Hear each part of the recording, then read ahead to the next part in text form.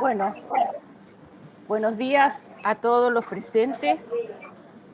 Como está programado en esta sala, en el día de hoy vamos a funcionar el subgrupo 10 correspondiente a todos los temas relacionados con la planificación. Les comento que mi nombre es María Elina Gudiño, soy la coordinadora de este subgrupo. Soy de la Universidad Nacional de Cuyo y del CONICET, Argentina, Mendoza específicamente, y me resultó sorprendente y realmente muy inspirador el hecho de que seamos el grupo más numeroso en cuanto a las temáticas que son abordadas. Eso implica que existe una preocupación porque durante mucho tiempo la planificación había pasado a segundo término. No se hablaba de planificación y frente a los hechos que están sucediendo a nivel global y que nos está afectando a América Latina, realmente es innegable que se necesita planificar, pensar hacia el futuro y programar hacia el futuro para que no nos hechos como fenómenos como nos ha tocado vivir este año no nos encuentre tan debilitados como nos encontró, sino que realmente tengamos la fuerza suficiente para poder encarar estos procesos que nos va a tocar vivir durante un largo tiempo en el mundo. Entonces, para dar inicio a esta actividad, yo les había escrito a todo el grupo que está formando parte de este equipo, que el día de ayer les mandé un correo un poco planteando la dinámica que vamos a tener. La dinámica, vuelvo a reiterarlo por aquellos que no han leído el correo, va a ser, yo les voy a pedir la ayuda a una persona que esté atenta al tema de las preguntas que se hagan por chat y por el otro lado a alguien que vaya tomando nota sobre los distintos aportes que se van haciendo. La idea es que posteriormente tengamos la posibilidad de elaborar un documento que sea compartido por todos nosotros y que sea como el resultado de todas estas sesiones en las cuales vamos a ir debatiendo. Si todos respetamos los 15 minutos que nos dan para la exposición, tendremos tiempo suficiente para poder hacer esos intercambios, que es, creo, lo más rico de las presentaciones.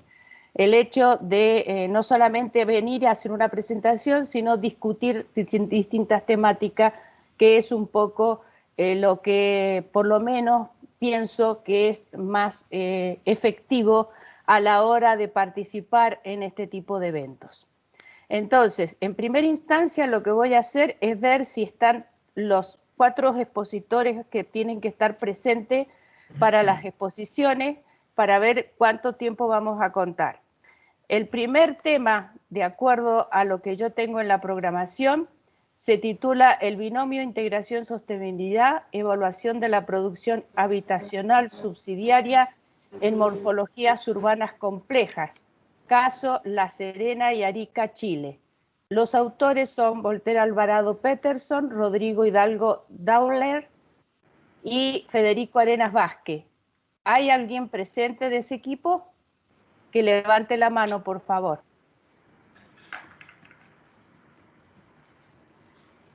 Parece que no está presente. Pasamos al segundo término para ver si en una de esas posteriormente están presentes. La fragmentación e integración metropolitana, una propuesta interpretativa de nivel de integración territorial de la metrópoli de Recife. Sully Yucam Maciel, Norma Lacerda y Amelia Reinaldo. Estar presente. Sully, ¿vas a ser la expositora? Sí. Estamos presentes eu e Amélia Reinaldo. Ah, hola, outra un gusto. autora.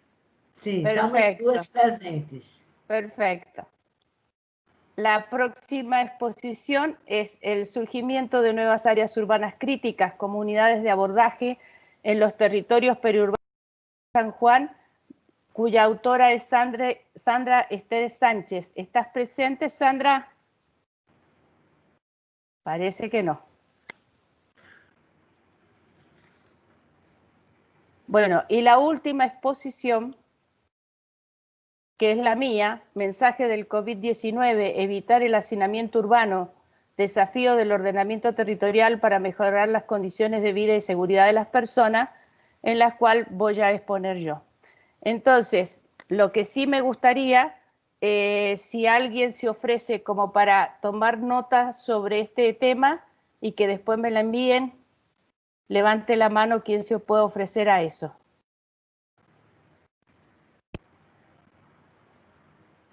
Nadie tiene ganas de tomar nota.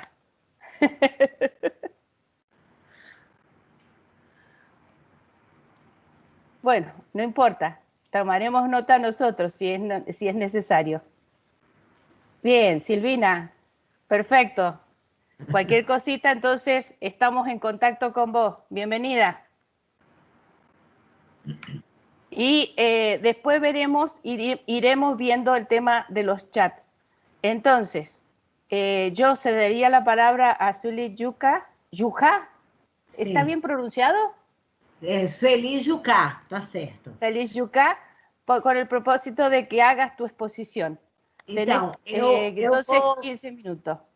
Perfeito. Eu vou agora tentar compartilhar o arquivo, tá bem? Ele já está aqui no aberto, vou abrir e tentar compartilhar no sistema. Pronto. Perfecto. Não sei se vocês já estão vendo.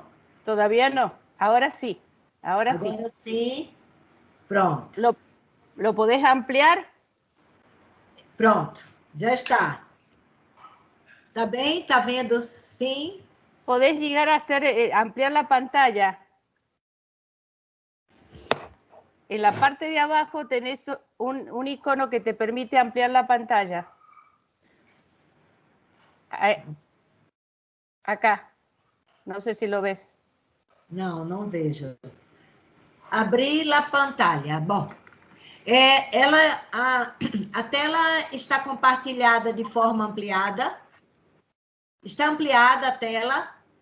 Professora Sueli, é só apertar no F5, que aí F5. amplia. F5. F5, mas para mim ela já está ampliada, mas F5, pronto. Foi? É Ctrl F5, é isso? Só F5. Já fiz, já fiz.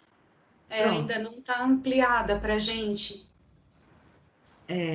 Será que seria agora? Não. Então, vamos tentar novamente. Eu vou... Isso.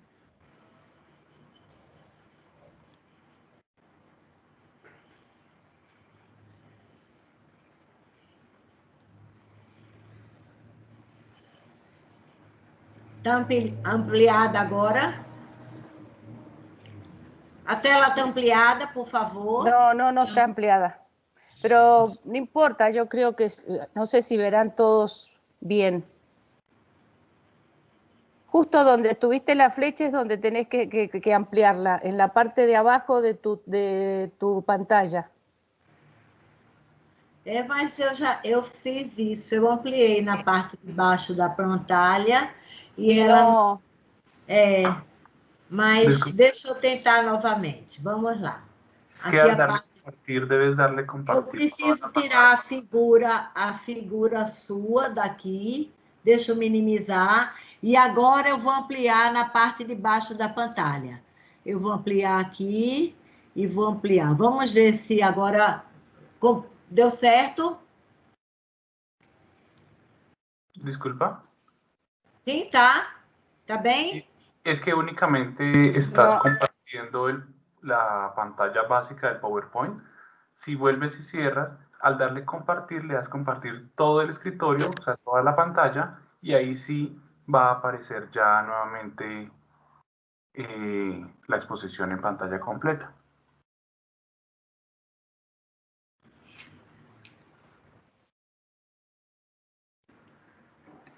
Bom, o que eu tô conseguindo compartilhar é dessa forma. Eu É o que eu estou conseguindo compartilhar é dessa maneira. Aí eu não sei o que poderia fazer para talvez abrir logo e O quizás enviársela a la persona, enviarla a mí o a la persona que esté encargada para que te lo abran. A Luciana. Sueli e Amélia. Sueli, por favor. Oi, Amélia. Oi. Amélia, você quer abrir, então? Vamos fazer o seguinte. Traga, você ampliou, você saiu do menos para o mais, volta para o meio e aperta com muita segurança a parte de exposição, porque ela está no modo de slide com os laterais, tá? Faz o seguinte, volta para o centro, em termos de menos ou mais, deixa no meio. Sim. E depois você vai e tira e aperta no modo de exposição embaixo, onde tem... Eu fiz isso e não registrou. Foi o que eu fiz. Modo apresentação. Não é esse? Ou então vamos fazer o seguinte, vá lá na... Não, tá vendo? Eu estou no modo apresentação. Para mim, ele está no modo apresentação. Vá aqui, então, apresentação de slides e tente mexer também aqui em cima. Apresentação de slides. Apresentação de slides. Eu estou em apresentação de slides. Ampliar. Apresentação de slides. Assim, não é? Aqui foi. Ahí está. Já está. Eba, Sí, sí está, muy bien. Então, não foi na apresentação de slide, foi no outro formato. Tudo bem. Ótimo. Consegui. Estamos com a tela ampliada? Sim? Sí, está ampliada. Então, muito obrigada. Desculpa o transtorno. Então, vamos iniciar a apresentação. Então, o título já foi dito, o tema que estamos trabalhando é a fragmentação e integração metropolitana, e esse tema é tema também da minha investigação da tese de doutorado, que tem o título Expansão Urbana em Espaços Metropolitanos, a configuração da metrópole do Recife, e tenho como orientadores no Brasil, Norma Lacerda, Amélia Reinaldo, e como orientador da Universidade de Lisboa, o professor José Luiz Crespo. E o objetivo desse artigo, apresentar os resultados parciais de um caminho investigativo para análise das relações que se estabelecem entre fragmentos espaciais presentes nas metrópoles, propor uma metodologia capaz de dimensionar e qualificar o fenômeno da expansão urbana por meio da mensuração dos níveis de integração de seus fragmentos, com vista a subsidiar o planejamento urbano metropolitano, a relação do planejamento municipal e do planejamento metropolitano. A região, o território de investigação, região metropolitana do Recife, reconhecida em 1973, localizada no Nordeste do Brasil, composta com 14 municípios. Esses 14 municípios se organizam e se agrupam em 4 nucleações, ou território, tem 4 milhões de habitantes, que corresponde a 42% da população do estado de Pernambuco, e essa população dos 4 milhões de habitantes é urbana, eminentemente urbana. É a terceira região mais densa do Brasil e atualmente tem uma taxa de crescimento populacional de 0,87, decrescente, porém desigualdades crescentes. Problematização. Expansão urbana com redes incompletas de infraestruturas públicas metropolitanas. Expansão urbana desordenada, descontínua, não totalmente regulamentada. Expansão urbana projetada nos planos diretores municipais, superdimensionada. Ou projetada para talvez com algum risco ambiental. Fragmentação e dispersão territorial com baixo nível de integração e crescente custo ambiental e econômico. Conceito que vamos trabalhar, o conceito de integração territorial. O conceito de integração territorial que interessa essa investigação considera a dinâmica da metropolização, a evolução dos elementos de articulação e a relação do tecido urbano com atendimento às redes de serviços atuantes em múltiplas escalas. Escala metropolitana, escala municipal e escala local. A configuração da urbanização e o nível de atendimento dessa rede é quem vai estabelecer as possibilidades de integração, ou melhor, o grau de integração. O grau ótimo seria aquele que oferece o máximo de possibilidades. Então, lemos vários textos e fizemos esse conceito. E para trabalhar como metodologia, analisamos a formação e estruturação do espaço da metrópole do Recife em 5 períodos. O primeiro período, principalmente, a fundação do Porto do Recife. O Porto do Recife, a articulação com a produção da cana-de-açúcar, os engenhos, as primeiras nucleações, essas manchas em escuro marrom, significa a primeira expansão desse território e essas linhas do caminho da cana. Então, essa mancha está em vários tons e a mancha mais recente tem um tom mais claro, segundo a legenda. O outro período, 1950, depois 1951, 73, que vamos detalhar, 74, 99 e, finalmente, o período atual, onde trabalharemos com a metodologia dos trajetos de investigação e visita ao local em maior detalhamento no desenvolvimento na tese. Interessa, nesse último período, a relação entre a expansão e a integração metropolitana. Aí um olhar mais aprofundado nessa questão e, principalmente, analisar essa relação dessas novas urbanizações, principalmente aquela de habitação social e a nível de integração no território metropolitano. 51, 73. A metrópole do Recife, já com 1,75 milhões de habitantes. Antônio Baltar, em 51, afirma a necessidade de integrar o planejamento do Recife aos municípios vizinhos. Recife já se acha saturado, em 51. Em 55, o Padre Lebré reafirma o planejamento metropolitano e concepção dos bairros populares, terrenos periféricos para implantação das indústrias e a proposta da construção de um novo porto. O Porto do Recife já não dá conta, um novo porto no território sul metropolitano, o Porto do Soape, que depois é implantado. Período de 74, 99, o reconhecimento da metrópole em 73, planos, projetos, se expande a metrópole. A BR-101, eixo se implanta, o eixo paralelo 20 quilômetros para a costa da metrópole e amplia essa articulação metropolitana e a ocupação urbana a partir dos anos 70. O complexo portuário e industrial de Suape é implantado em 78, aquele previsto por Lebré, e começa a se consolidar. As linhas oeste e sul do metrô é implantada em 83, o sistema de transporte público SEI também implantado na região metropolitana. Mas registramos que, nesse período, a metrópole recifense, desde 1980, já encontrava-se parcialmente fragmentada. Isso documentado em vários estudos e no acervo da agência Condep-Fidem, que é a agência de planejamento do estado de Pernambuco. 2018, período atual. A metrópole incompleta e a interpretação do nível de integração territorial. Como trabalhar agora esse momento? As redes de conexão industriais e de serviços se ampliam, os indicadores sociais apresentam grande desigualdade de renda e de acesso aos serviços básicos. Persiste os déficits de habitação e do atendimento ao esgotamento sanitário. Por outro lado, o Porto de Suape, Porto Digital se consolidam, novos investimentos de habitação, do programa Minha Casa Minha Vida.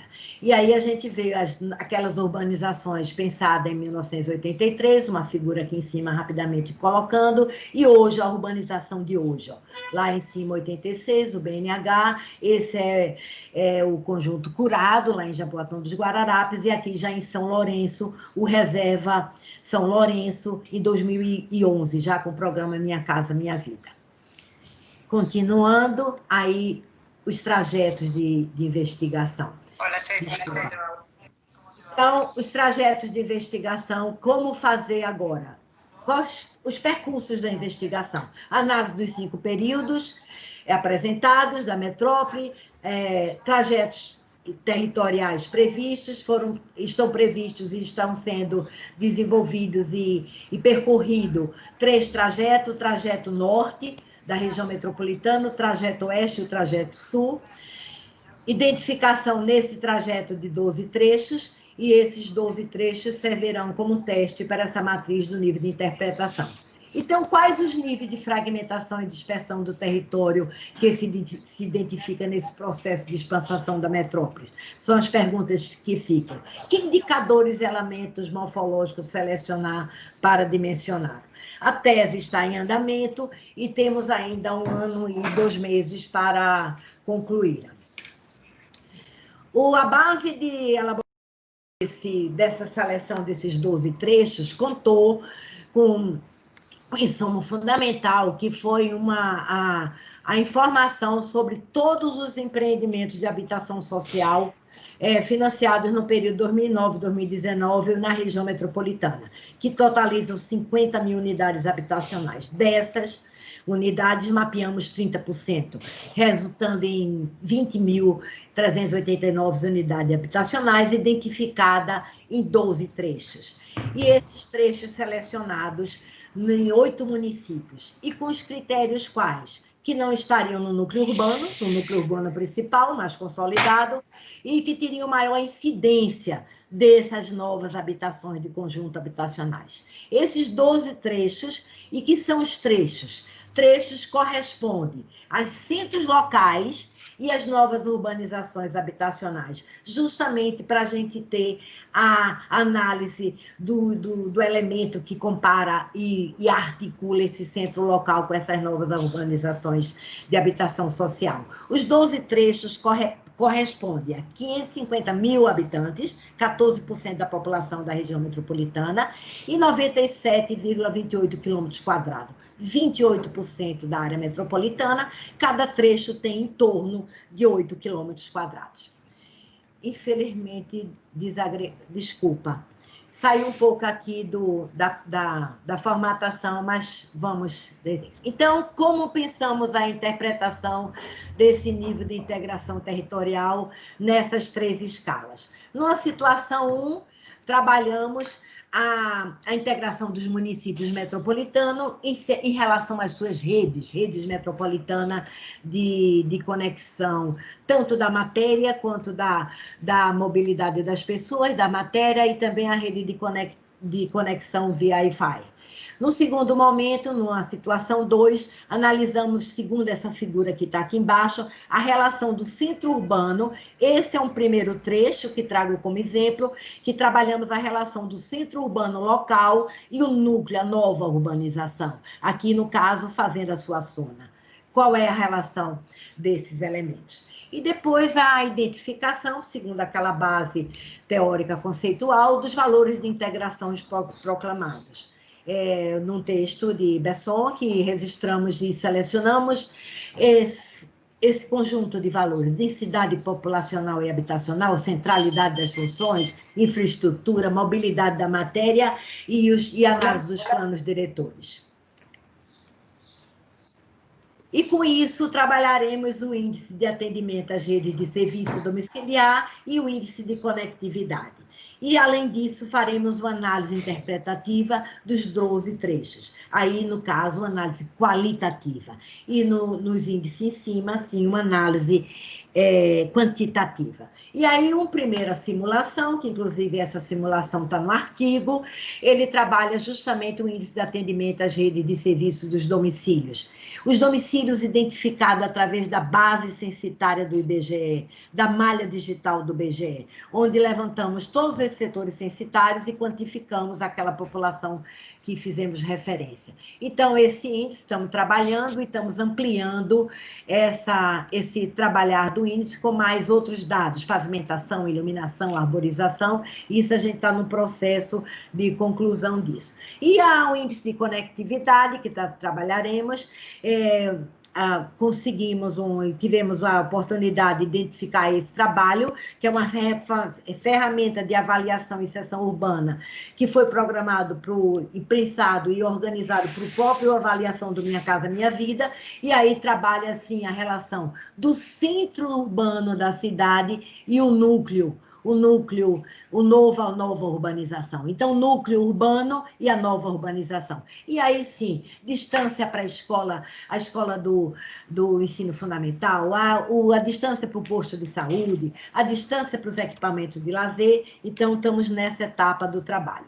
E aí, numa simulação, a gente imagina, trago aqui para vocês verem, isso já é uma análise interpretativa, assim, essa qualitativa, em cima dos planos diretores. Aí fazemos uma comparação desse primeiro ponto aqui, que é o território sul. O mesmo trecho 1, aquele trecho lá de Jaboatão Centro, a gente diz que ele está, numa primeira avaliação, que ele está com a baixa integração, nessa avaliação qualitativa. E o trecho do segundo abaixo, que é também Jaboatão, que é, no caso, Cajueiro Seco, ele está completamente integrado ao núcleo, ao bairro de Cajueiro Seco, ele está junto da estação do metrô, ele está junto ao núcleo central, ele está dentro do núcleo desse bairro, dessa situação, e a gente acha que ele está numa integração maior, e a gente tem situações intermediárias, que isso a gente vai avançar no correr da investigação, que justamente é a fase que estamos. E aqui uma simulação rápida desses dois índices que apresentamos, o índice de atendimento das redes de serviço, o índice de conectividade, e daí a gente pensa que a partir desses dois índices sintéticos, a gente vai poder ter uma aproximação e interpretação, junto com a análise qualitativa de cada trecho, segundo os planos diretores, para a gente ter uma margem de interpretação desse nível de integração territorial. Então, basicamente e rapidamente, difícil a gente colocar o que a gente está investigando na tese em tão pouco tempo, mas de toda sorte, espero que tenha me feito compreender e estou à disposição para responder no momento que tenhamos outra oportunidade de detalhar mais a ideia que estamos trabalhando. Muito obrigada. Muchas gracias, Zuli. Yo creo que, bueno, si las personas que están asignadas no vienen, vamos a tener tiempo para explayarnos. Te agradezco el cumplimiento del horario porque has estado 15 minutos exactos, así que muchas gracias por eso. Vuelvo a reiterar, del tema el binomio integración-sostenibilidad sobre La Serena y Chile. ¿Hay alguien presente? Alvarado Peterson, Federico Arena, Rodrigo Hidalgo. ¿Están presentes algunos? Si están presentes, por favor, levanten la mano.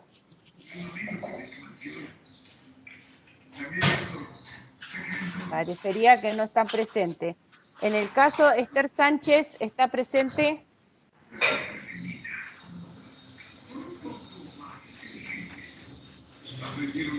Esther Sánchez, ¿está presente?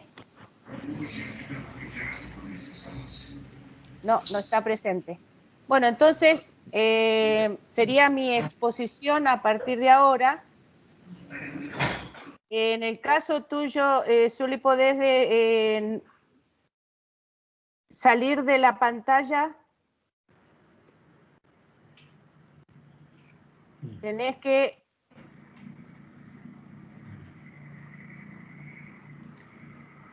Zuli Yuka.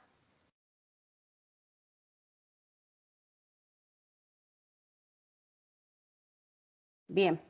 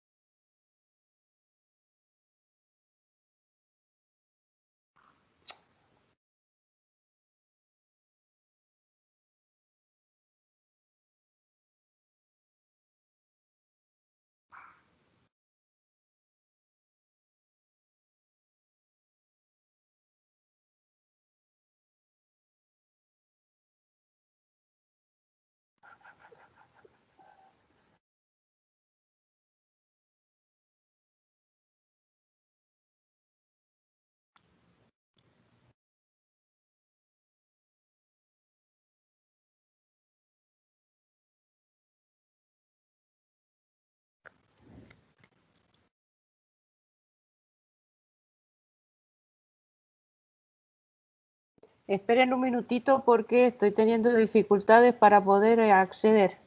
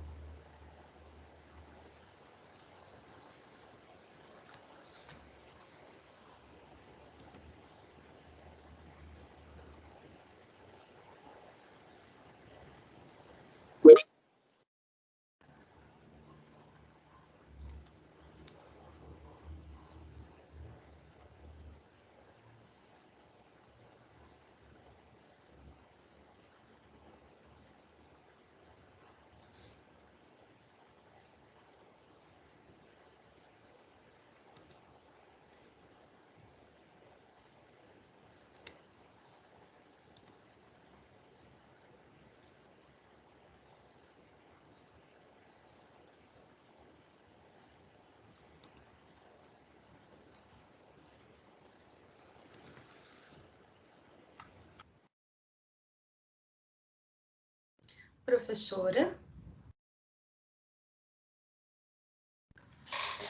Se porventura a senhora tiver dificuldade para compartilhar, pode enviar para o meu e-mail. Eu estou colocando ele ali no chat e eu compartilho.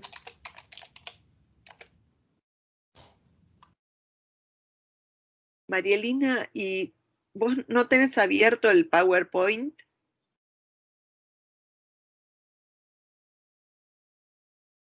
¿No te lo muestra tu ventana?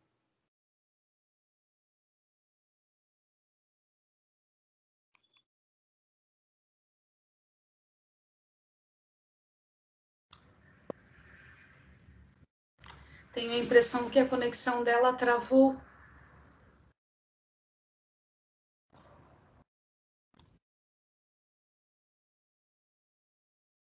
Me parece que se le cayó la conexión.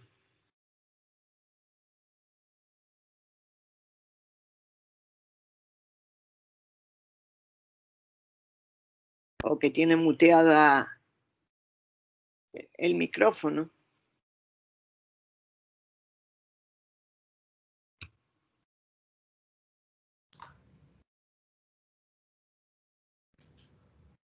Vamos aguardar um pouco para ver se normaliza. Talvez ela tenha que sair da sala e entrar novamente. Sí, eso me parece.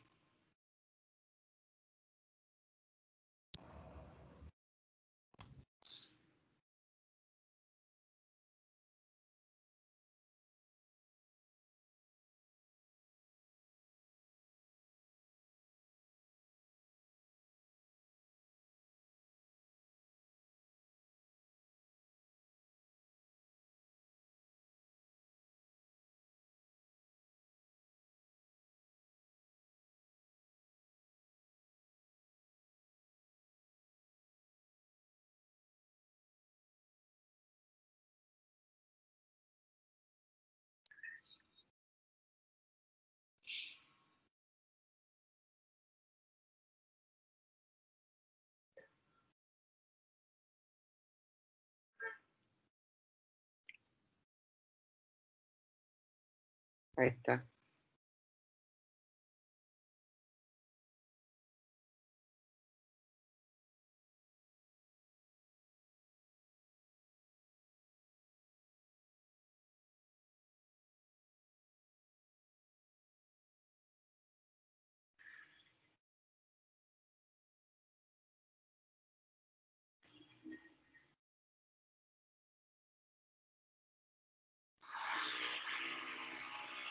Hola, ¿me escuchan? Sí, se te escucho. Sí. Se escucha. Perfecto. Entonces vamos a empezar la disertación sobre tema que me corresponde en relación al COVID. La exposición mía parte de la siguiente pregunta. ¿Qué consecuencias tendrá la crisis global provocada por la pandemia del coronavirus? Es algo que durante este año me ha llevado a profundizar y a leer un montón de artículos donde hay muchos autores que destacan esto. Y tomé las palabras de este autor porque me parece que son significativas, que reúnen muchas de las conclusiones que han llegado, por ejemplo, la Sociedad Zoológica de Londres, la ONU, el Departamento de Epidemiología de la Universidad de Texas, la Universidad de Nebraska. Si las condiciones del calentamiento de la Tierra continúan al ritmo actual, como también el comportamiento de la humanidad en cuanto a la forma de vida y explotación de los recursos naturales, el peligro epidémico aumentará, como también el grado de contagio y la tasa de multiplicación de los virus. Es decir, que nos están diciendo que esto es quizás lo que nos toca vivir, el inicio de una etapa donde no va a ser solamente este virus el que vamos a estar afectados por este virus, sino que vamos a tener otros fenómenos, otros peligros latentes, otras amenazas hacia el futuro. Y en relación a esto, tanto la Organización Mundial de la Salud como el Banco Mundial mencionan que el riesgo de propagación de infecciones crece debido a la falta de acceso a servicios básicos, al aumento de la población, al cambio climático, que es lo que anteriormente mencioné, e incluso las migraciones. Ante este panorama, es importante que planificar acciones que lleven a preparar y a mitigar los impactos que todo esto ocasiona. Y además es una oportunidad para producir cambios en la salud física y mental y en las condiciones socioeconómicas y seguridad de las personas. No podemos seguir funcionando como veníamos haciéndolo hasta el presente. Entonces, el foco de atención de mi exposición va a estar en tratar de evitar el hacinamiento en ciudades. Y en función de eso, ¿cuándo se genera hacinamiento? Porque generalmente el hacinamiento nosotros lo tenemos vinculado a aquellos que menos tienen, que viven en favelas o en villas inestables. El hacinamiento se produce cuando la cantidad de personas que habitan un lugar es superior a la capacidad de carga de ese espacio en cuanto a parámetros de comodidad, seguridad e higiene. Esta palabra capacidad de carga es muy importante de tenerlo en cuenta, porque generalmente desde el punto de vista humano nunca se ha tenido en cuenta y creo que en las ciudades es en este momento que sí tiene que comenzar a verse ese aspecto. La forma de medición de ese hacinamiento es por ocupación, que serían el número de personas, o sea, por unidad de alojamiento o cantidad de servicios compartidos, de 1 a 5 o 2 personas por habitación, por densidad, que es el número de personas por metro cuadrado. Hoy en día, en menos de 200 metros cuadrados, se ubican 4 o 5 departamentos a veces, donde realmente se produce hacinamiento de las personas. Entonces, esas condiciones no es solamente vinculada al tema de la pobreza, sino que cada vez por una cuestión de la relación hábitat-suelo, en las ciudades cada vez las viviendas y las tipologías urbanas se adaptan a menos cantidad de superficie por cantidad de personas. Y eso, por ejemplo, ha sido un problema gravísimo en la actualidad debido al tema de que se nos está pidiendo aislamiento cuando realmente la gente vive hacinada. Y el hacinamiento está en estrecha vinculación con el tema del hábitat, porque es el lugar donde vivimos, porque es todas las condiciones que tiene que reunir ese lugar. Tiene que ver con las condiciones o la cercanía a espacios verdes, tiene que tener con las cercanías a empleo, tiene que ver con la seguridad, con la ubicación de las familias de acuerdo al tipo de vivienda, con la ubicación donde están los centros de salud, las escuelas. Es decir, que esto, en definitiva, requiere una política integral que la realidad demuestra hoy que las políticas públicas no pueden actuar de esa manera. Entonces el trabajo comienza con esta siguiente hipótesis. El fenómeno del hacinamiento es un problema integral y estructural del sistema territorial, ocasionado por el comportamiento del mercado y por la forma de gestionar e implementar las políticas públicas. Los objetivos que propone este trabajo son profundizar en paradigmas, en teorías y metodología, porque hay que comprender la complejidad que encierra este tema del hacinamiento vinculado al hábitat. Y en segundo lugar, definir estrategias de ordenamiento territorial que contribuyan a disminuir los impactos que esto ocasiona. Y como metodología, desde el punto de vista del ordenamiento, se propone el tema de los sistemas complejos. Los sistemas complejos, todo el mundo habla de enfoque sistémico, pero realmente todos aplican el enfoque sistémico, porque estudiar los sistemas significa estudiar relaciones y a su vez relaciones multiescalares que se entretejen en el territorio y que determinan distintas condiciones de hábitat. Entonces se elige un estudio de caso que va a ser el caso de Mendoza, donde en primera instancia se identifican las condiciones del hábitat y topologías urbanas a diferentes escalas, donde se determinan las relaciones competitivas del suelo urbano, o sea, el valor del metro cuadrado por suelo urbanizado, donde se construye un mapa de actores e instituciones, porque el acento principal en este trabajo se pone en cuáles son esos actores que participan y que toman decisiones relacionadas con el hábitat y por lo tanto que llevan posteriormente al tema del hacinamiento humano. Luego se hace un análisis secuencial de relaciones en la gestión y las normas vigentes para luego evaluar los resultados y elaborar una propuesta y una estrategia. El paradigma de la complejidad plantea a nivel de ciencia otro tipo de enfoque. Nosotros estábamos acostumbrados a métodos inductivos y métodos deductivos, pero el paradigma de la complejidad nos dice que no podemos solamente quedarnos con esto, que tenemos que tratar de interpretar el tema del caos, la no linealidad, y el principal referente dentro de ese paradigma y la teoría de los sistemas complejos es Rolando García, que lo aplica a los distintos grupos sociales, con distintas características, y creo que es una teoría que debe dar lugar a una metodología que permite perfectamente el abordaje del tema del territorio y el hábitat. Vinculado a esto, porque me puse a profundizar en cuánto había de esto de sistema, y la teoría de causación circular, que hace muchos años que existe y que muchos de ustedes conocerán, donde el principal exponente es Myrdal y también está Krugman, también es sistémica, porque estudia cómo las fuerzas centrífugas y centrípetas de acción a nivel de mercado y de comportamiento del mercado lleva a concentrar a la población en ciudades, lleva a un proceso de concentración en determinados lugares, y esos lugares pasan a ser las ciudades.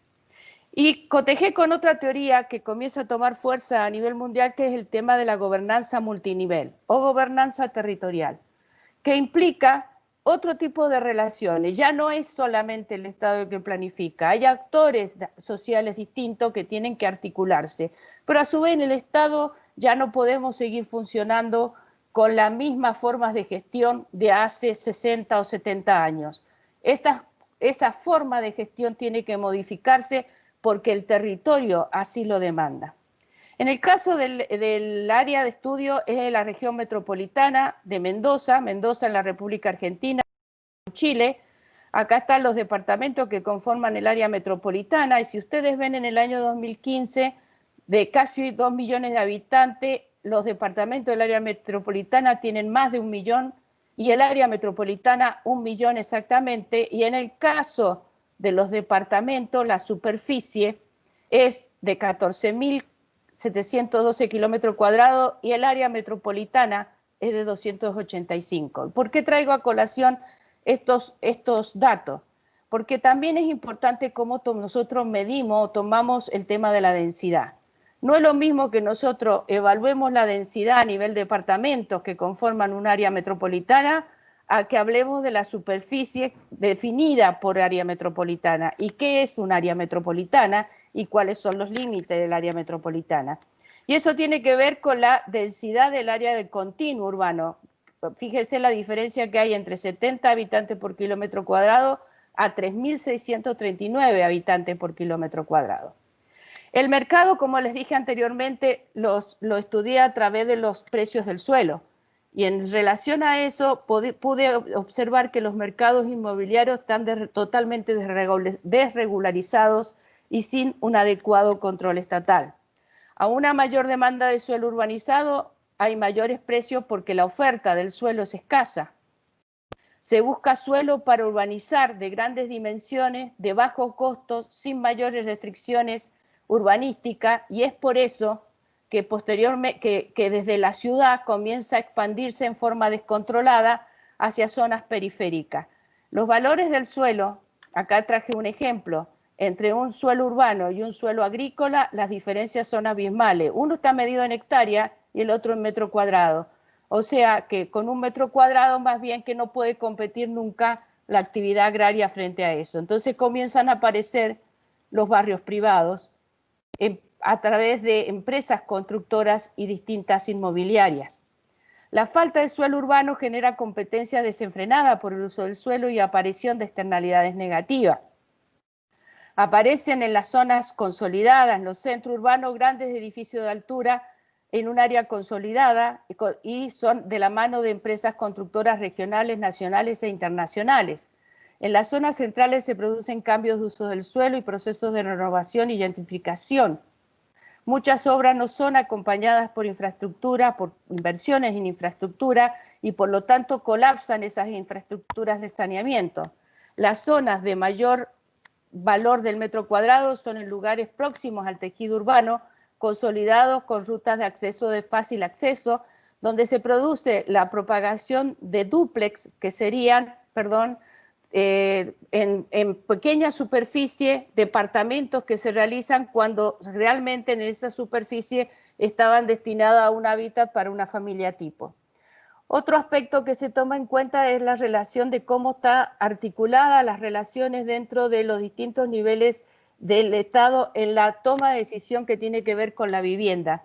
Y acá aparecen un montón de actores, a partir de esos actores públicos y privados, donde no solamente tiene el Estado participación, sino tienen las empresas constructoras, los bancos, las cooperativas, los servicios de salud, etcétera, etcétera. Perdón, los servicios de infraestructura también.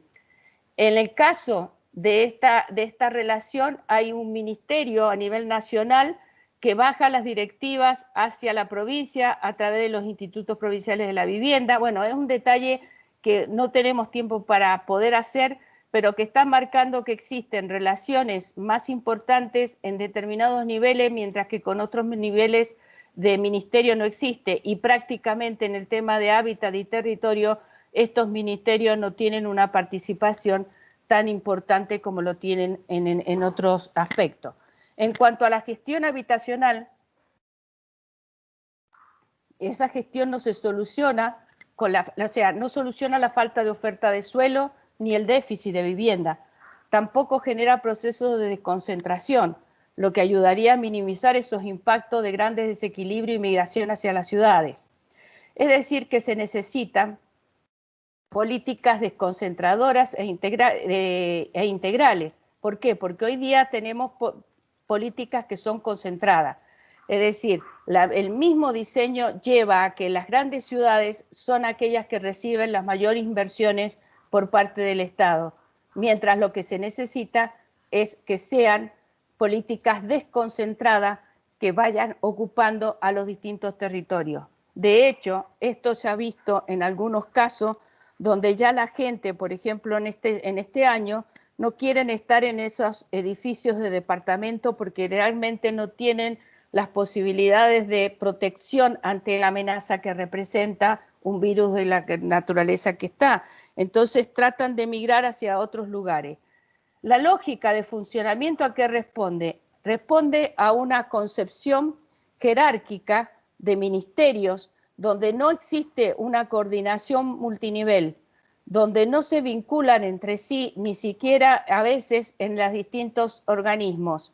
Y lo que hoy día se está hablando mucho de esa gobernanza territorial que tiene que ver con gobiernos relacionales, en redes y en formas coordinadas. Esa gestión, en conclusión, lo que se obtuvo a escala nacional es que de los 70 a los 80 se pasa de un sistema en que la vivienda era un producto a proveer a ser un proceso para facilitar. O sea, para lo cual se tiene que reducir las superficies construidas. Se pasa de 59 a 90 metros cuadrados a 50 a 60 metros. No existe, por lo tanto, una política que integre la parte habitacional y la parte de suelo a mediano y largo plazo, teniendo en cuenta la necesidad de desconcentrar.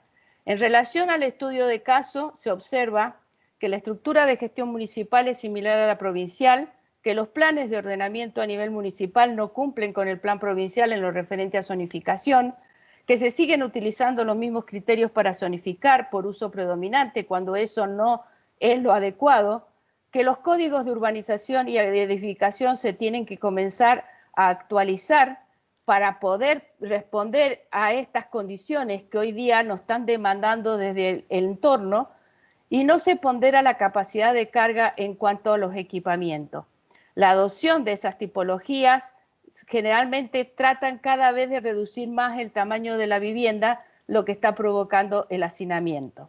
En cuanto a estrategias, las estrategias son incentivar políticas de suelo y habitacional fuera de los grandes centros urbanos, vinculándola con políticas de producción económica mediante generación de programas y proyectos públicos privados, formular políticas de hábitat en que se integren esas políticas de vivienda con las de equipamiento e infraestructura.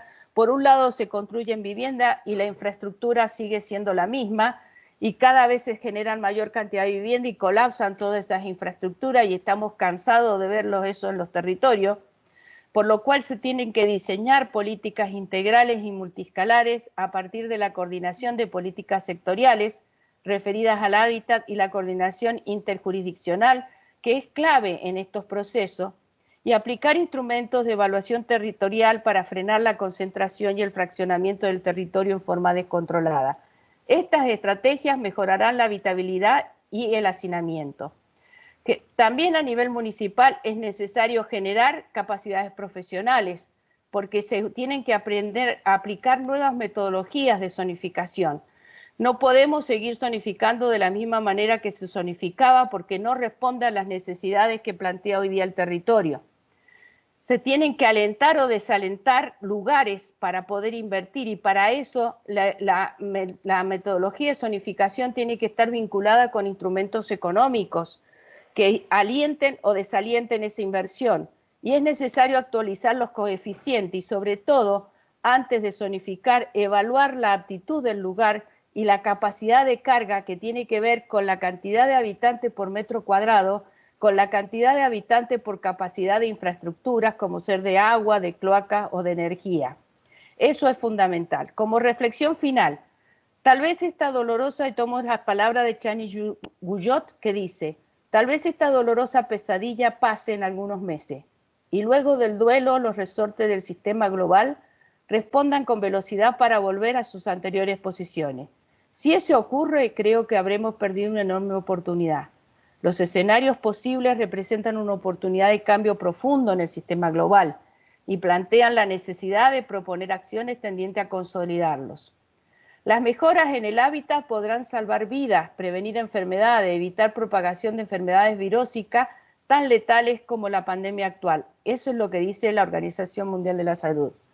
El COVID-19 representa una oportunidad para cambiar y mejorar las condiciones de vida, y para ello la planificación del territorio pasa a ser el instrumento para lograrlo y alcanzar los objetivos del desarrollo. Hoy día el mismo virus nos demanda que no podemos vivir hacinados, que tenemos que buscar otras condiciones de vida.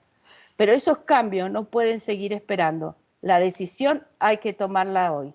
Muchísimas gracias por su atención.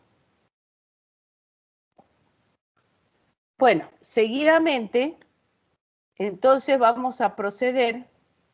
¿Me están escuchando? ¿Hola? Sí, sí. Sí.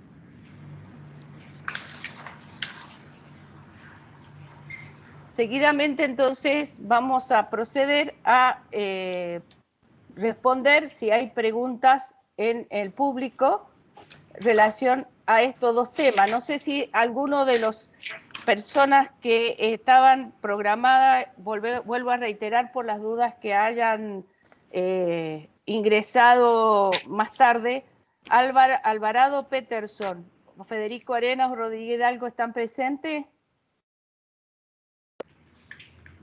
Esther Sánchez. No. Bueno, en función de eso, entonces tendríamos que ceder la palabra a quienes, si quieren hacer algunas preguntas, y si no, empezaremos a conversar.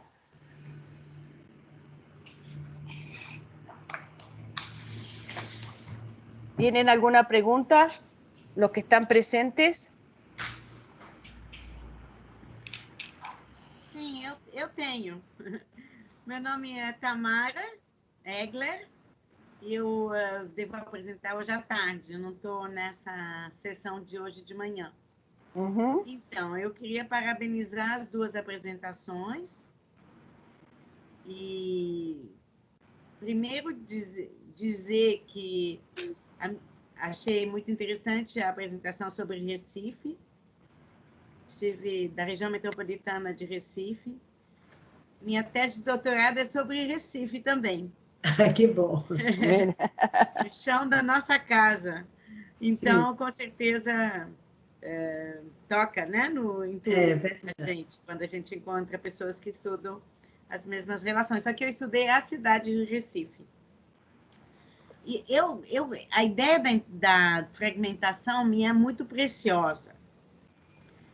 E por quê? Porque eu acredito que a fragmentação ela é produto de um processo de globalização.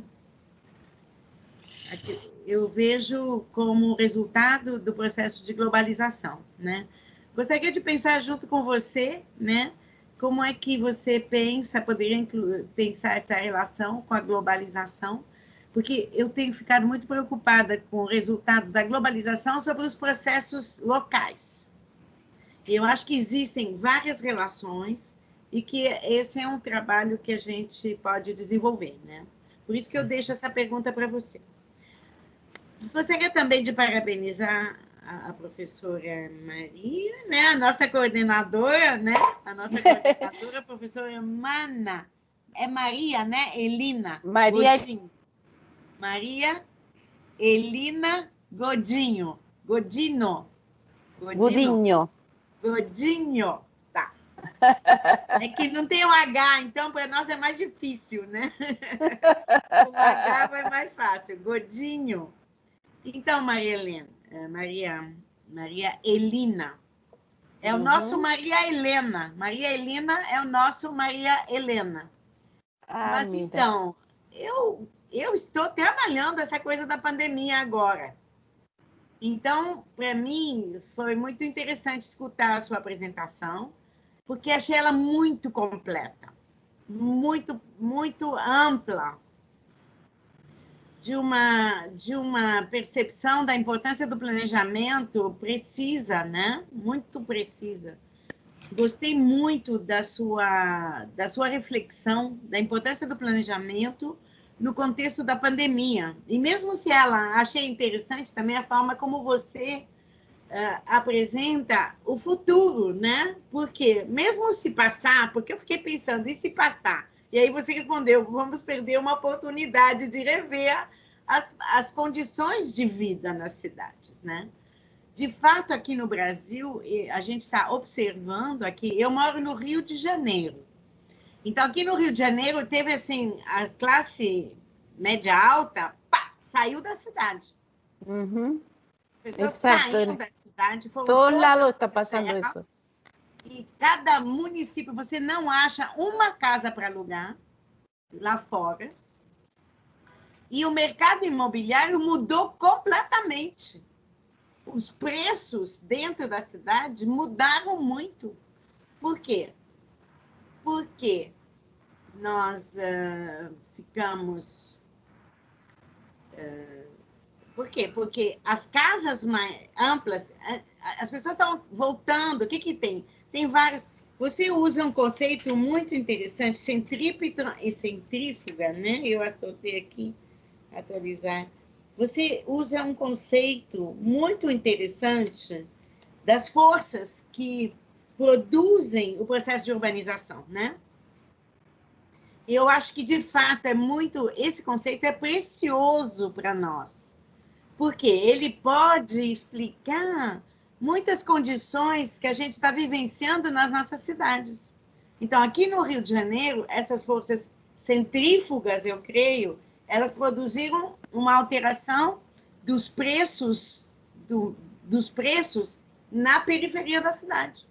E, ao mesmo tempo, dentro da cidade, diminuíram os preços dos apartamentos. Os apartamentos caíram os preços. Então, de fato, é muito oportuna essa possibilidade de usar esse conceito para entender os processos espaciais em outros lugares do mundo, né? Por isso, parabenizo as duas. Eu não fiz uma pergunta específica para você, mas eu gostaria muito de ler o seu trabalho, né? E fazer um diálogo mais amplo com vocês. Muito para as duas, né? Para as duas. Muito obrigada pela apresentação e agradeço muito a oportunidade de participar desse grupo de trabalho. Muchas gracias. Entonces, cedo la palabra a Sueli para que contestes y después hablo yo. Então, agradeço as considerações e estava aqui refletindo um pouco, inclusive refletindo com a palestra, e refletindo também com a consideração sobre a questão da globalização, né? E a questão da globalização desse mundo que se copia, que tá muito próximo e que está tão relacionado. Aí eu digo assim, a gente tem uma questão que é do capital financeiro, né? E a gente tem uma questão também da globalização em relação aos modelos do urbanismo, né? E aí a gente pode estudar essa questão que você está falando, de dizer, um modelo interessante quando você avalia e visita essas novas urbanizações de habitação social, é você ver que o modelo que se tenta colocar numa antiga área de plantação de cana-de-açúcar, que exatamente temos espaços, aqueles que estão menos integrados, eles estão colocados em áreas de antiga plantação de cana. Então, um pouco que a professora falou também, a gente tem justamente o quê? Por que foram para lá? Porque no programa ele não tem uma aferição, uma cota específica para quanto gastar do valor da terra. E o preço da construção dentro do programa é um preço fixo. O valor do metro quadrado é um preço fixo. Então, qual é o ponto que eu posso baixar o custo? Eu posso baixar o custo no valor da terra, no valor da área que eu vou comprar. E como também as áreas, é interessantíssimo, quando a gente observa o território norte metropolitano, onde a gente tem uma malha de pequenas, um parcelamento menor, você vai ver que esses conjuntos são menores conjuntos e um conjunto de menores conjuntos articulados num território próximo, com vários empreendedores. Já no território sul metropolitano, onde tem o Porto de Suape, eu tenho áreas de cana que realmente aí estão implantados conjuntos. Aí são conjuntos enormes, são verdadeiros bairros planejados, e aí eu vou dizendo que a globalização faz a cópia do modelo, porque o modelo é como se fosse os condomínios Alphaville, os condomínios fechados. Aí eu tenho portaria, eu tenho aquele núcleozinho que vai ser o comércio, que nunca é implantado, porque o comércio de lá, daquele núcleozinho, não vai ser competitivo com o comércio do núcleo do município. Então, a gente tem um modelo que é tentado copiar e que não funciona. E aí eu fico muito pensando com a palestra da professora em relação a essa questão desse novo formato que a gente está hoje, que é esse formato de que a gente tem de desconcentrar. Então, e que as pessoas, na fala de Tâmara, que as pessoas saíram da cidade e foram para as áreas mais livres, para as áreas vizinhas, aquelas áreas ou condomínios de praia, condomínio de segunda residência, ou para aqueles condomínios nas áreas mais afastadas, mas condomínios de casa de alto padrão, onde as pessoas têm carro. Mas as pessoas dos conjuntos habitacionais precisam estar próximas às infraestruturas. Ela precisa estar próxima ou estar conectado com o modo de chegar no emprego. Ela precisa estar conectada na fábrica. Ela precisa estar conectada nos serviços. E serviço ela tem de estar lá. Ela não pode estar trabalhando online, né? Então, tem todos os serviços urbanos, todos os serviços que demandam a presença das pessoas, os serviços de alimentação, de preparar a cozinha, de preparar os produtos. Então, tem todo um tipo de serviço que é justamente onde essas pessoas foram colocadas por um modelo, tanto financeiro, não sei, ou que não é o caso, né, não é o objeto maior da minha pesquisa, mas em cima do modelo de urbanização, foram colocadas a distante e elas estão sem conseguir se articular. Então, elas gastam 3 horas para chegar nos seus trabalhos e vão continuar nessa distância, porque elas vão precisar estar num trabalho presencial.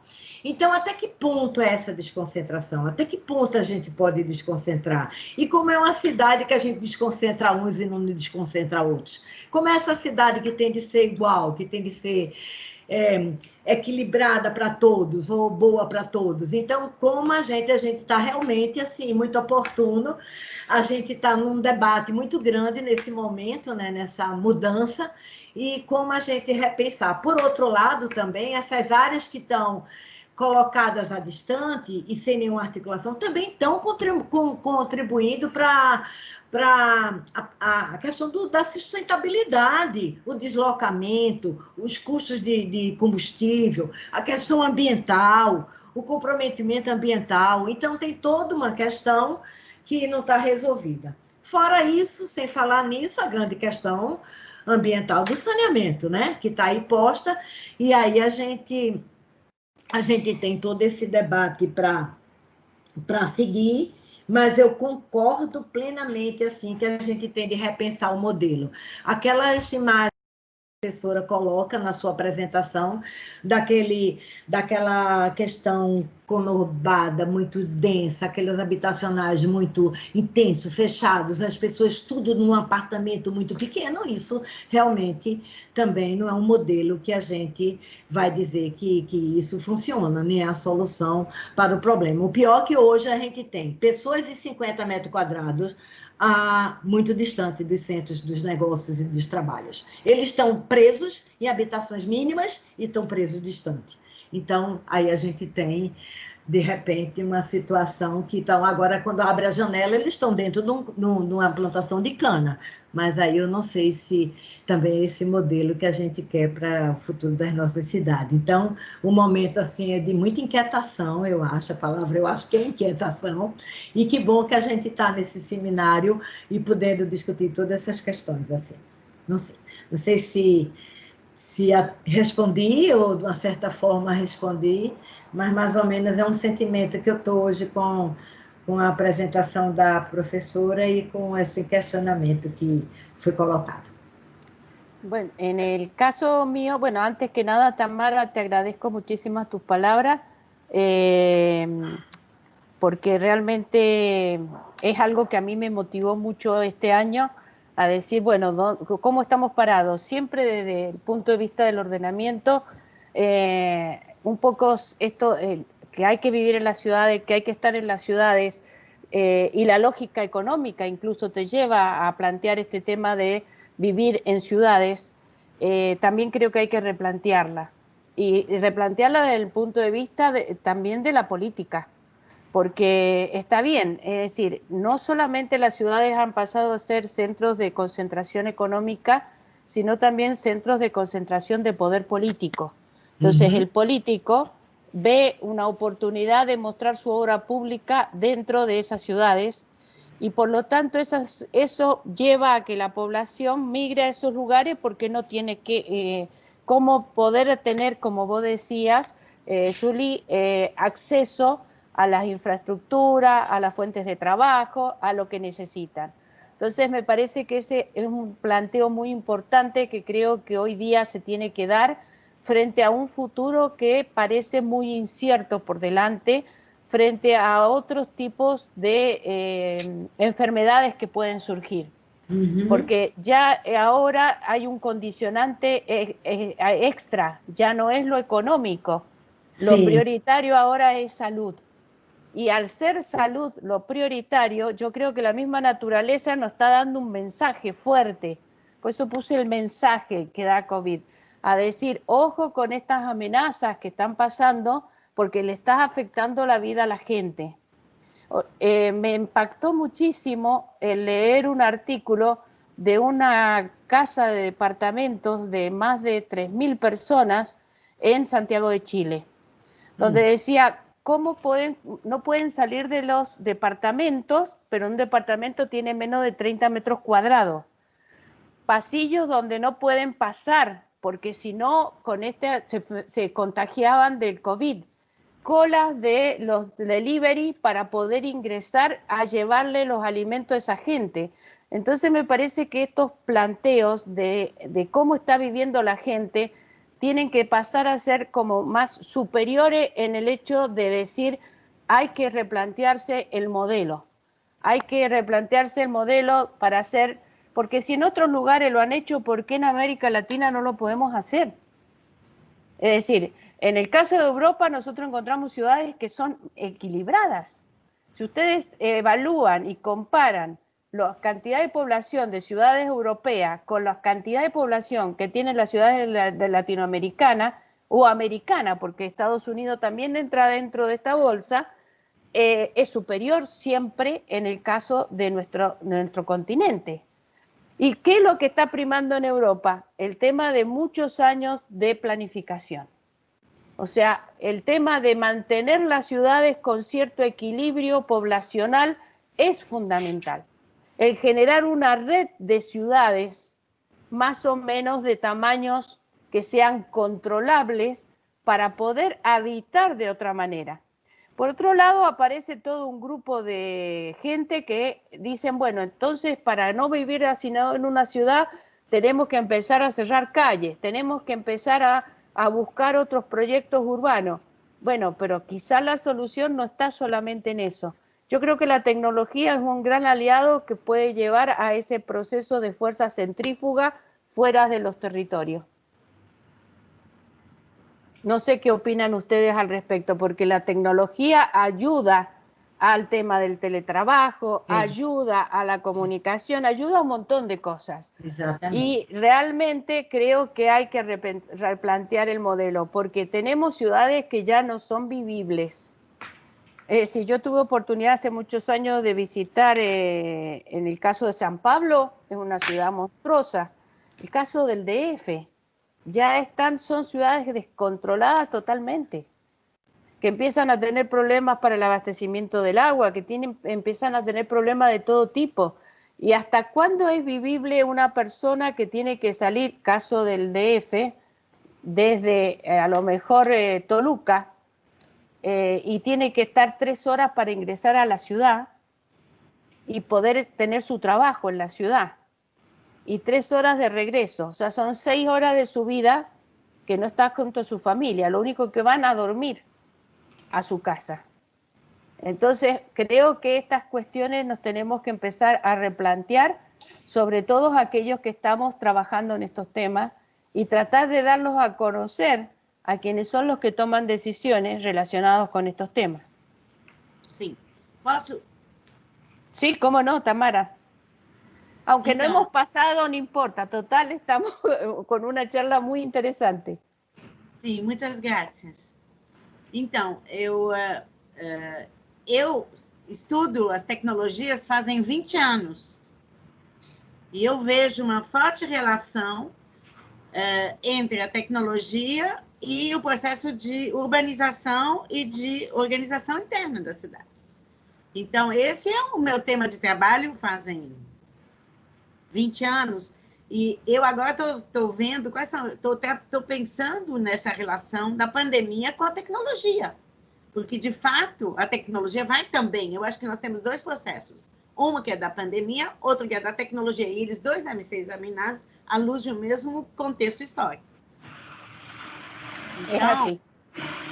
Então, eu incluo E depois eu estava conversando com você, e Sueli, Sim. e acho que a gente já se cruzou em outros, na época que a gente se via junto, né, nos eventos, né?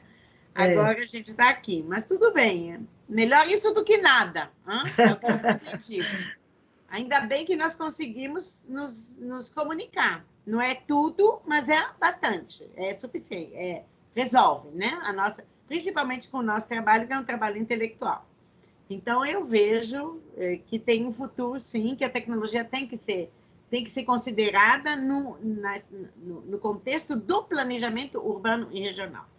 Né? Então, me alegra escutar da sua voz que a tecnologia é importante, porque existe muita dificuldade para entender essa relação tecnologia e território. Tanto é que eu vou apresentar um trabalho, a nossa coordenadora deve ter visto, sobre essa relação, redes e territórios, né? Eu insisto nisso, eu insisto nessa relação, porque o que está acontecendo é home office, metade das empresas estão fazendo home office, isso também é uma coisa que a gente deve considerar, né? E isso, vocês imaginam, a cidade do Rio de Janeiro, que é uma cidade principalmente política e de serviços, o que vai acontecer no centro da cidade, porque os prédios inteiros vão ficar vazios. Então, tem todo um trabalho que deve ser reconhecido no sentido de o que vamos fazer com esse patrimônio. Verdade. A Petrobras, metade dos funcionários da Petrobras vai ficar em home office. Então, eu pergunto, e o que vão fazer com aqueles prédios todos, hein? Tem um monte de prédios da Petrobras na cidade. Exatamente. Né? Então, isso é um problema também, porque nós temos que pensar em sistemas... Uma vez eu escrevi, o primeiro artigo que eu escrevi sobre a questão da cidade virtual, que eu chamava de cidade virtual, é assim, a cidade desmaterializa o espaço. Desmaterializa mesmo. E agora, eu estou vendo que está desmaterializando mesmo, não precisa mais. Mas a gente pode... Então, eu fico pensando quantos erros que foram feitos aqui na cidade do Rio de Janeiro. Tem 400 imóveis apagados do tempo do capital, da cidade capital. 400 imóveis do governo federal parados. Nunca se deu um uso novo, não tem novos usos. É muito triste, porque existe um patrimônio maravilhoso. Podia ser centro, podia ser universidade, podia ser escola, podia ser hospital, podia ser habitação. Podia ser habitação. Habitação também, para não exagerar, querida, para não exagerar, entendeu? Porque senão matam a gente. Né? Então, eu concordo. Para mim, tudo é habitação, né? Tudo. Mas a gente tem que, né, com cuidado.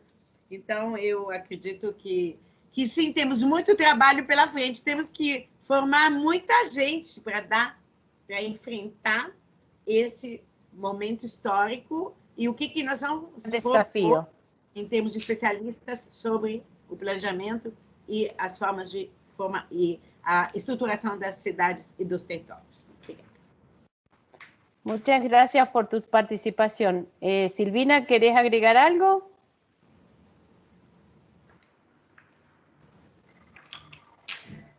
Está el micrófono apagado. Hola, buenos días. Hola, sí, ¿qué tal?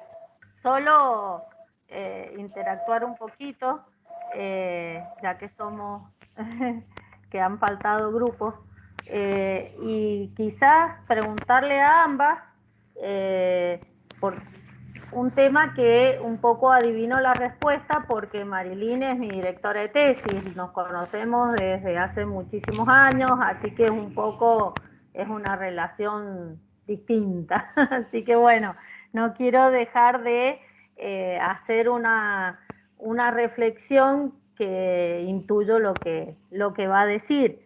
Pero bueno, estamos en esta disyuntiva entre lo que dice la nueva agenda urbana, que habla de 6 conceptos para las ciudades, que es que sea compacta, inclusiva, participativa, resiliente, segura y sostenible. Me voy a centrar en el tema de compacta y que tiene que complementarse con esta idea de generar ciudades intermedias que equilibren el territorio y no todo se concentre en las grandes urbes. Ahora, ahí está el desafío de este tema que hace foco Marilyn en relación al hacinamiento y la ciudad. ¿Cómo interpreta el gestor y cómo interpretan los técnicos que pueden colaborar o que llegan al gestor esto de que las metrópolis sean compactas? Es un gran desafío de interpretación correcta, digamos. ¿Quieres contestar vos, Sueli, primero, Sueli? No, conteste primero, María. Bueno, Silvina un poco conoce mi posición en relación a eso. Yo creo que no es antítesis el tema de lo compacto con el hecho de generar ciudades intermedias o mayor cantidad de ciudades intermedias. El hecho de ser compacto indudablemente ayuda a ocupar la mayor cantidad de suelo con infraestructura y que a su vez están con los mejores precios. Pero sigo insistiendo, el tema de compacto tiene que ver con la delimitación exacta de una ciudad, en el sentido de poder definir criterios específicos sobre hasta dónde crece la ciudad y hasta dónde tiene que comenzar a cambiar esa posición. Pero en eso no puede hacer nada quien esté solamente en un nivel de decisión. Por ejemplo, una provincia. Tiene que ver con políticas que excede a la provincia, sino que tiene que ver con políticas nacionales que lleven a un nuevo modelo de país. En el sentido, en el caso de Argentina, vos has visto que hubo un diseño en su momento que posteriormente no se ha dado. Y creo que hay que pensarlo, así que vuelvo otra vez a tomar ejemplo con la Unión Europea. La Unión Europea planifica de acuerdo a las escalas. Y entonces, en función de esas escalas, es que toman las decisiones a nivel de política pública, relacionada con el tema vivienda, por ejemplo. Entonces, o relacionada con los temas de infraestructura, que todavía en nuestros países eso no existe, cada uno va por su lado. Entonces, ¿hasta qué punto podemos hablar de estas situaciones? No sé si respondo a tu pregunta. Sí, un poco sí. El tema de la relación densidad en esta manera de hacer compacta la ciudad, ¿cuál sería la correcta? Entiendo que sería según la capacidad que dan las infraestructuras en relación a la cantidad de espacio verde de habitantes por habitante. Ese índice está bastante cuestionado y muchos yo creo que ahora se tienen que dar repensar estos índices después de esta pandemia. Hay que volver a repensar todas las cosas que dábamos por supuestas, que la Organización Mundial de la Salud decía 12 metros cuadrados por habitante, y hay que volver a analizar estas cosas, así como analizar también los metros cuadrados de la vivienda. Si la vivienda no tiene jardín, no tiene patio propio, cómo tiene que ser el espacio común, porque lo hemos visto en este último tiempo. Yo con mis hijos he visto tremendamente la desigualdad en que se ha vivido la pandemia, sobre todo con los niños, con los derechos de los niños, según su hábitat, según su vivienda y el entorno de su vivienda. Son derechos que el Estado no está pudiendo otorgar. Entonces creo que hay que repensar todas las políticas públicas desde el nivel nacional al local. El tema grave, por lo menos que yo veo en Argentina, es que desde el nivel nacional siempre se prevén programas que tienen una concepción urbana o de territorio de carácter de la capital del país, digamos. No, los financiamientos llegan ya con enlatados, y uno debe cumplir requisitos para poder acceder a esos financiamientos, que siempre tienden a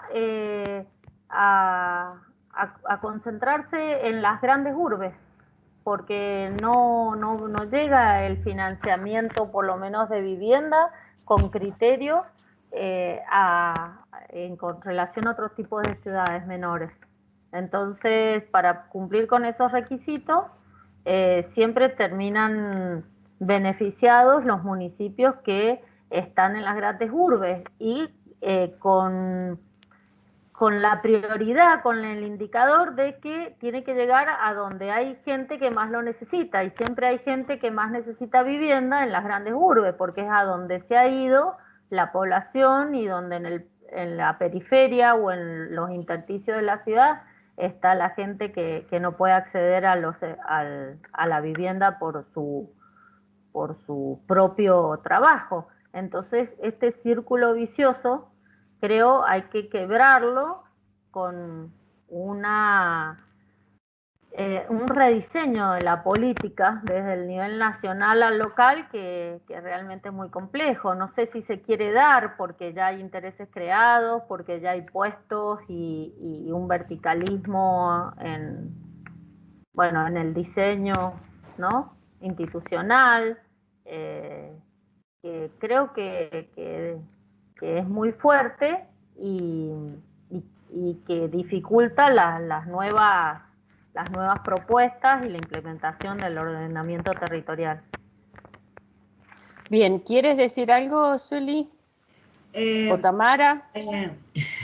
Então, só concordo com o que foi dito por Silvina, e acho que esse redesenho é fundamental, e considerando que se a gente fala em regiões metropolitanas no Brasil, a gente tem os municípios, que é o mesmo ente federado do Estado, o Estado que conduz a região metropolitana.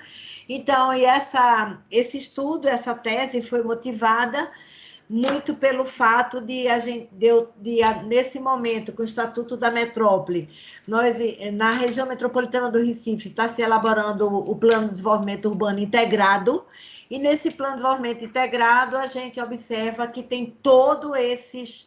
Os municípios fazem um dimensionamento e uma previsão de área a ser urbanizada bem maior do que ter a infraestrutura da urbanização, ou bem melhor do que o necessário.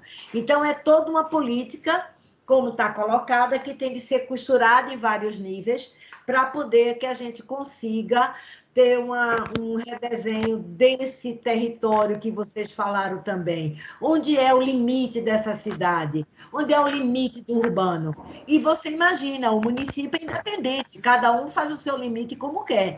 E muitas vezes pressionado por outros e outros interesses de ampliar esse limite para uma área maior do que necessária. Então, nesse momento, a gente tem planos diretores dos 14 municípios da região metropolitana, eles duplicam a área que está urbanizada hoje. Então, isso é um risco alto, justamente para a gente ter tanto dano ambiental, como a gente coloca, como dano social.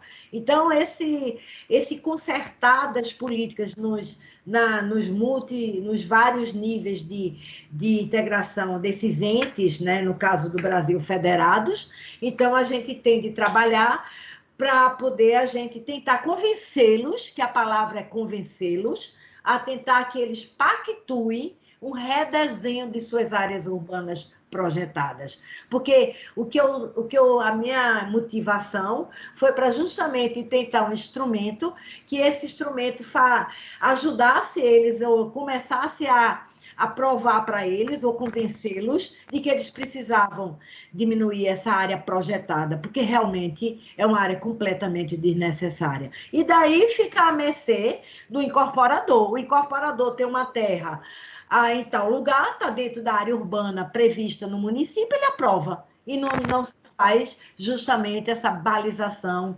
do equilíbrio das infraestruturas que tem e a área aprovada.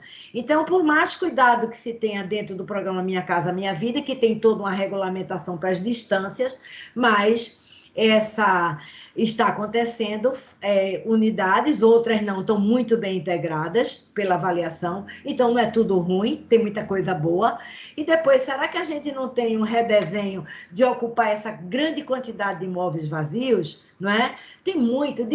O estoque imobiliário vazio é imenso. Por que não ter um redesenho que essa política habitacional não vá só para as áreas que avance no espalhamento, e sim faça também a ocupação dos imóveis vazios, respondendo um pouco à preocupação de Tamara, porque de toda sorte a cidade não pode ficar vazia, que será um grande risco, né? Então, um risco maior do patrimônio construído, o risco de segurança, o risco geral. Então, que a gente tem de repensar exatamente toda essa política de uma forma maior, né? Então, toda a política, a uso misto dos espaços, o uso compartilhado. Então, isso tem de ser feito no convencimento para a gente que trabalha a região metropolitana, no convencimento com os nossos entes federados, que são os municípios, porque senão eles concordam numa reunião e vão lá e fazem como querem,